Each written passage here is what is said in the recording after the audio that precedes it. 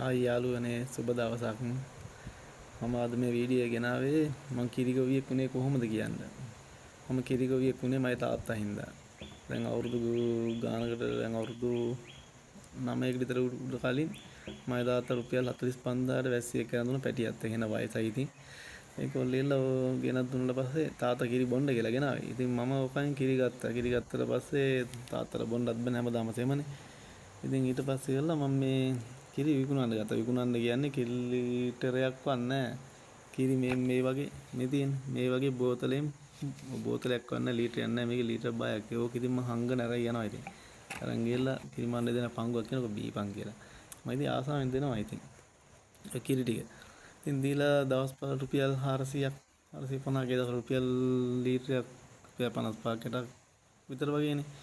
ඉතින් දෙන හරි ආසයි. ඉතින් ඔහොම වයසයි වැසි නාවන කරන ඔක්කොම කරනවා. ඉතින් තාත්තා පෙන්වපු මාර්ගය තමයි ඉතින් මම මේ කියන්නේ. ඒකොල්ලෙල්ලා මේ ඊට පස්සේ මම වැසි පැටව ගහුවා. පැටව ගහුවට පස්සේ වැසි හොඳට වයස කිල්ලීට දෙකක් තුනක් ගන්න පුළුවන්. ඉතින් අරගෙන හරි සතුටින්. ඊට පස්සේ දවස් 6 දවස් 15 රුපියල් 4000ක් විතර වගේ සෙට් වෙනවා දවස් 15ට. 4000ක් වන්න 2500ක් විතර තමයි එන්නේ. මට මතක හැටියට. ඉතින් ඒක මම එකතු කරලා පොඩි ලෝන් එකක් දාලා ගත්ත පැටව ගහින්න වැස්සිය. ඒක ගත්තට පස්සේ කිල්ලීටර් පැටව ගවට පස්සේ කිල්ලීටර් 5ක් 6ක් දෙන්න ගත්තා. හරි සතුටින්. ඉතින් දැන් මට ආසයි මේ කිරි කෑන් එක කට්ටිය බැඳගෙන යනවා. ඉතින් මම බයිසිකලේ තල්ලු කරන තමයි යන්නේ. ඉතින් මට හරි ආසයි දෙන්න ඉතින්.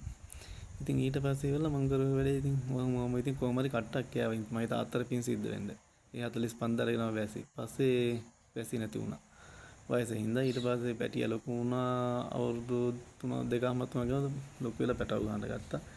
ඊට පස්සේ ඉතින් මට හරි ආසාව දැන් කෑන් එකට කිරි කෑන් එකට දෙන්න.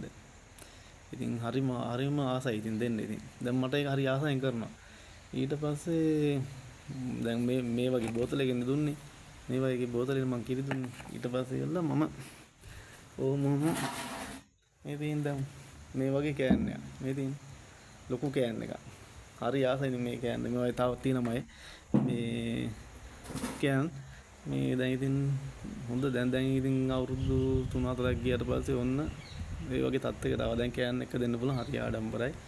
ඉතින් මම මේ වීඩියෝ ගේන්න හේතුව ඉතින් මගේ තාත්තා රුපියල් 45ට අරන් දුන්න වැස්සි. දැන් අද මගේ ගාව සත්තුත් ඉන්නවා. අද මං හොඳ කිරි ගොයියෙක්. ඒ යන්නේ ගමේ ඉස්සර ඉතින් කිව්වම ගණන් ගන්න නැහැ. ඉතින් කිරි චුට්ටයි දෙන්නේ මිනිස්සු ගණන් ගන්න නැහැ අපිව.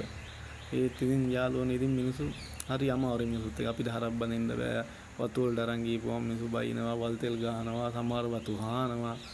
එක කෙලියද බෑ මා ඒත් ආයි නෝනා ඉතින් පාර දිගට කවුවනවා. හරක්ට කවුවනවා. කිරි ඉතින් අවසරක් ගන්න උදේටත් ගන්නවා. ඒගොල්ලෝ දැන් අපිට දාන්න තනන්න නැහැ. කිරි දෙන්නේ කියලා දැන් වැඩි. මගේ තාත්තට පින් සිද්ධ වෙන්නේ. ඒගොල්ලෝ ගත්තල කුඩී පෙසරයක්. අවසර දාන්න.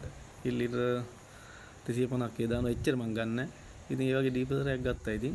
ඒගොල්ලෝ එක කිරි දාන්න ගත්ත අවසරේට ඊට පස්සේ මම දෙන තනින් කිරි වලින් අයින් වුණා. ඒ කියන්නේ මට කපිට ගම් කරා. සල්ලි කියන්නේ කිරි හොඳ නෑ අනම්මනම් කී කපන්න ගත්තා. කිරි වැඩිනේ මයි. ඊට පස්සේ අයින් වුණා. ඒගොල්ලෝ මං වෙන තැනකට දෙන්න ගත්තා මදුක කියලා. අවුරුදු ගානක් හරි හොඳයි කට්ටිය. ඒ කට්ටියට කිරි දෙනවා කිසිම කරදරයක් නැහැ මේ වෙනකන්. ඉතින් මම කියන්නේ ඉතින් අර තාත්තා රුපියල් 45 රන් දුන්න වැස්සි මං එහෙම මැරුණා කියලා අතහැරියා නම් අද මට මේ රස්සා කරන්න හම්බෙන්නේ නැහැ. දැන් අර තාත්තමයි ජීවිතුන් අතර නැහැ. ඉතින් ඉන්න තැනකින් තාත්තා හොඳින් ඉන්න ඕනි කියලා මම කියන්නේ ඉතින්. මම තාත්තට පින් සිද්ධ වෙන්න. දැන් ගෙවල් දොරවල් හදාගෙන ගේ හදලා තිබ්බේ තාත්තා. මේ ඊටු ටික මම වැඩ කරගත්තා. පස්සේ වීඩියෝක් දාන්න. ඉතින් හරි සතුටුයි. ඉතින් මිනිස්සු ඉරිසියයි. කාටද ඉරිසිය නැත්තේ හරියනකොට. ඔව් ඉතින් ගණන් ගන්න හොඳ නැහැ. එක ඉතින් හැලියක් පින් ආවා ඉතින් මිනිසුන්ගේ. ඉතින් ඒවා ඉතින් ගණන් ගත්තේ නැහැ ඉතින්. මට සතුටුයි මේ වගේ එකට කිරිදිලා අර වගේ දැන් කෑන් මයි ගාව තියෙනවා. හරිම සතුටුයි. ඉතින් ඔයාලට කියන්නේ දෙමාපිය හොඳ මාර්ගයක් කියලා දුන්නොත් ඒක ඉතින් යන්න. මාර්ගියත් වරදින්නේ නැහැ. සමහර දෙමාපිය ඉන්නවා ඉතින්. නැත්තේ නෙවෙයි. ඉතින් එච්චර තමයි ඉතින් මට කියන්නේ. මම සතුටින් ජීවත් වෙනමයි තාත්තට පින් සිද්ධ වෙන්න. මගේ අම්මත් ඉන්නමයි ගාව. හරිම සතුටුයි. එන යාළුවනේ සුබ දවසක්.